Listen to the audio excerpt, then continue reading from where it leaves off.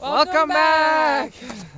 It snowed again last night quite a bit, and we are on a little adventure today trying to find a new, one of our new favorite. Yeah, Tremella fungus. Tremella fungus, delicious jelly fungus. Yes, so we're gonna go hunt for some. Our body's just craving it because we just had it recently, and we really feel like getting some more. And we are taking Waffle. Waffle here is gonna come with us. Say hi to camera. And Uti also. So we're gonna take Uti and Waffle with us on a little adventure in the woods.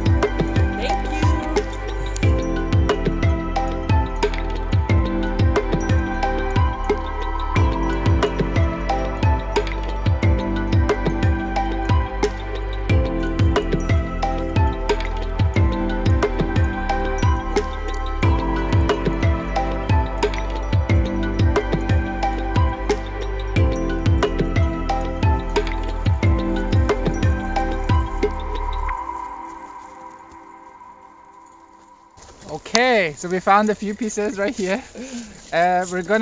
We haven't tried them raw yet, so we're gonna just do a little taste test. I mean, we've heard people say they're very bland. Yeah. And they're edible raw, which is interesting. But they're edible, yeah. So, okay, so we'll try this. I mean, they're frozen. Yeah. But we'll see how they are. Same as cooked, not a whole lot of flavor, but nice texture. Actually, no flavor. That's why they're so good in curry. It has a very, very subtle, earthy flavor.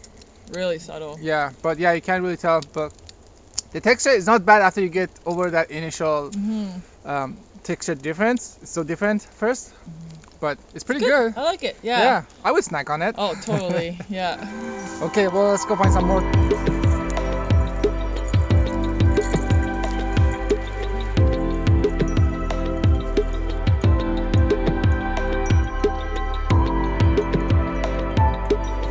All right, not too bad. I guess we got some. Yeah. Yeah. How does it look? Not bad. We got some, little bit enough for one meal. I think we're gonna be fighting over these. Yeah, definitely, always. So you can see what they look like. It's they're really weird, a different look, like not what you used to when you're going foraging. Yeah, they have like a slippery texture. I mean, this is a good example. This one, particular one, you can see the lobes on it. They're like semi-translucent, and they got a slippery texture to them. And yeah, when they dry, they also dry. So before it rains or snows or anything, they're dry, and then when it rains, they expand into the jelly state, and then when they dry out, they kind of shrivel back up. So this is an example of one that's a little yellow, more yellow color, and kind of not quite jellied up yet. So yeah, it kind of sometimes looks like a crust in the branches when it's dehydrated. So, yeah. I tried cooking them just like your typical mushroom recipe where you just fry it with some onion and garlic, and they just shriveled up too much. There was nothing left. So even if you use this much for a dish, you don't get a whole lot in it. It's mostly water. Yeah, but you throw them in your curry. Yeah, that turned out pretty good. I put them in the curry, and because the curry was a bit more like a stewy curry, I guess. And it helped. So I mean, a lot of them just kind of it was more of a texture that they gave versus a flavor or like a solid mushroom. But some of the bigger ones did stay kind of more solid. You can tell when you're eating it what it was. But for the most part, it just kind of gave a nice thickness to the curry. It was really good. Yeah. I guess most of the jelly mushrooms are sought after for the texture they add to the dish. Yeah, Not so yeah. much the flavor. Yeah, exactly. They're very neutral in flavor because they're mostly water when they're like this. So, but there must be something to them. We didn't do a whole lot of research on the medicinal properties, but like we tried, but there isn't actually a lot of information out there right now. It's strange though because this this fungus supposed to be basically like worldwide in a lot of different places. Yeah, it's common all over the world. It's not. Yeah, it's very widespread. Yeah. And in BC we have two main jelly fungi. We have the Tremella, which is the yellow-orange fungus, or yellow fungus. And then there's another species, or another genus, that's an orange color. And that one grows on conifers. So this yellow fungus, the Tremella, grows mostly on these deciduous trees, shrubs, angiosperms. Flowering plants. We find it around here, they grow on hazelnuts mostly. Yeah, that's the most common. Hazelnuts are really prolific around here. And they're pretty overgrown. Yeah. So there are a lot of dead branches in the hazelnut, which, it gives us some clue, right? So when we had some of the older elders that lived in the village, they talked about that they used to harvest tons and tons of hazelnut. Yeah. But now we watched and we tried, but we couldn't get much hazelnut because there's not a lot of fruiting happening. And it wasn't even due to animals. It was just as the shrubs grew, we didn't see fruit at all. They didn't even form. So exactly. Yeah. So it's probably by pruning and opening up some of the hazelnuts, getting a bit more airflow and reducing the disease, the tree will be less stressed, and hopefully after a few years they'll start producing more. Which might be bad because we won't get as much of the jelly fungus. And this jelly fungus is actually very cool. So it's parasitic of other fungus that grows on the tree. So it's not parasitic of the tree or shrub itself. It's parasitic of other fungus. So that's pretty cool. I thought that was really neat. Exactly. Because that was my first thought. I was like, oh my God, we shouldn't touch it until we know whether it's parasitic to the orchard trees or not. Because we don't want to bring in some disease into the orchard. But no, this one is actually good. It actually indicates that there's dead wood that you need to prune. Other than that, it doesn't actually spread in a living tree. So it's really good.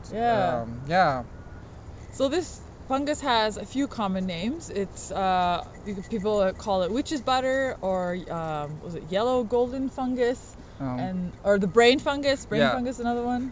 Golden jelly fungus. That's what it was. Yeah. So quite a few common names. And this species, and there's another species of yellow jelly fungus that's very similar to this. Both have interchangeable common names because it's very hard to tell the two apart. So basically it's just absolutely beautiful, and I can't believe that we never even thought of looking up to see if this is actually edible or not, because when you first see it, because we've seen it for years in the bush. But when you first see it, you're like, oh, I should probably leave that alone. That's probably not something edible. But once we tried it, our body really likes it. I see a lot when I worked in forestry on the coast. I used to see it all the time, the orange fungus on the conifers, hemlock and whatever. So I'd poke it and stuff, but you assumed it was poisonous because of the bright color. But never assume. You can even eat it raw. Like that. That's very rare with wild mushrooms. In our research, we didn't find any other jelly fungus that is poisonous. But as with anything you forage for, always make sure you get 100% positive ID. We know this one. We ID it carefully. But there's a good chance if you find there's some of the jelly fungus, they're going to be edible. Again, not super tasty to eat raw. It will give you some nutrition and vitamins. They're super high in vitamins and minerals. Right, that's what we read. And again, with anything new, start with a small amount in your dish. So we didn't use the whole bucket at first. We just harvested a little bit and tried it in a large dish, just so you don't have a high concentration right away. See if because everybody's body reacts differently. So that's another big thing. Or if you make a lot of it, then just eat a small amount one night, and if you're all right, then eat more the next night. So don't overdo it. There you have it. Tremella mesenterica. Yum yum. All right, so a little bit of a farm update this week. The puppies were done their training in the hot wire, so they learned really fast, really well. So we were able to let them out with the rest of the gang. So far, so good. Everyone's been really good and really respectful, and yeah, they're learning their boundaries pretty quick, but learning from mom. So that's really exciting. It's really nice seeing the puppies kind of just be themselves and you really start seeing the breed come out, you know, and they stand on alert and they even start barking. They're starting to bark, so it's pretty awesome to see. So that was exciting. Yeah, having that early exposure to the livestock really helps them bond, and it prevents a lot of problems later on when they're getting trained. So Yeah, it's really yeah. good opportunity. And they have the respect, like they respect the cows and the sheep, and they give them distance when they want. So that's very important. They learn quickly. Yeah, some hard lessons, but they learn. Yeah. And we had an exciting but hard week with puppies. So, I mean, exciting It's good to because, find yeah, new it homes, is. yeah. So we found new homes for 2 of the 3 puppies. One of them went to a really great regenerative farm in the Sorrento area.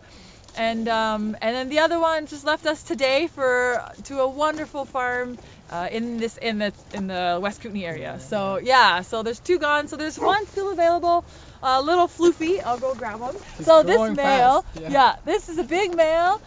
Very good. He's more independent than the rest, and he takes initiative on his own. He's the first one to bark at things like trucks and things he doesn't know. And he's just set up to be very intelligent LGD. So we're really happy with how he's starting out anyway. So that's good. And then another more exciting news with Mina.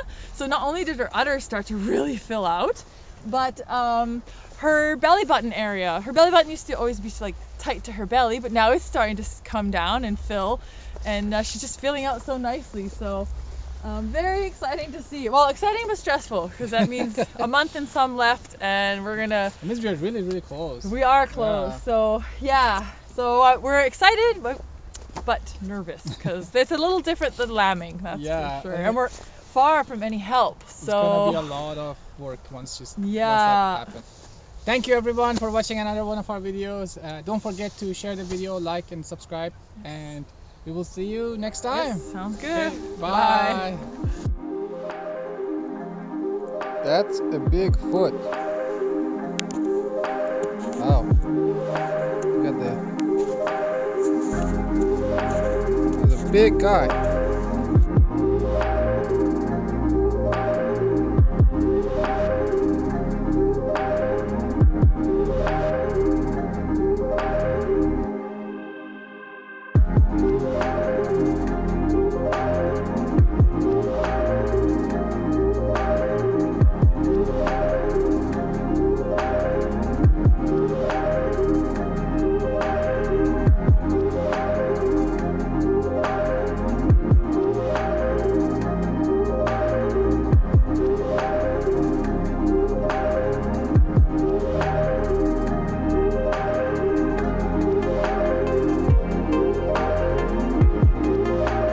Alright, jelly fungus, into my curry you go!